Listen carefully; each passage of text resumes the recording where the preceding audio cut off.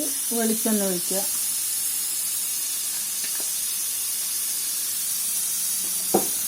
വെളിച്ചെണ്ണ ഒഴിച്ചിട്ട് കടുക് പൊട്ടിച്ചിട്ട് നമ്മൾ ഫസ്റ്റ് ചെറിയ ഉള്ളിയും ചുവന്ന മുളകും കറിവേപ്പിലയിട്ടിട്ട് താളിക്കുക.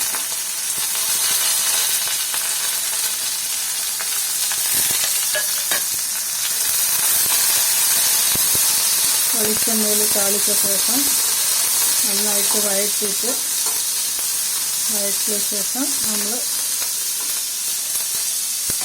അവരക്കായ് ഉപ്പിട്ട് വേവിച്ച് വെച്ചിട്ടുണ്ട്. അവരക്കായ് പുളിയോരത്തെ പരിപ്പ് അതിനെടുത്ത് പൊട്ടിച്ച് കുറച്ച് നാളികേരവും ചേർത്തിട്ട് വഴറ്റിയെടുക്കാം.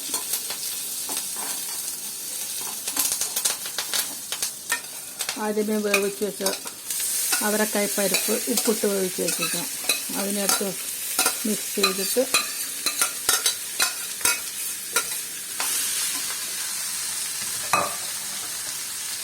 കുറച്ച് തേങ്ങ ചെറിയതും കൂടെ ചേർത്തിട്ട് ഇളക്കി യോജിപ്പിക്കുക. ഇതാണ് ഞങ്ങൾ പാലക്കാട് സ്റ്റൈലിലുള്ളവർ ചെയ്യുന്നത്. വിഷുക്കഞ്ഞിൻ്റെ കൂടെ ഈ ഉപ്പേരിയും പപ്പടം കൂട്ടി കഴിക്കണം.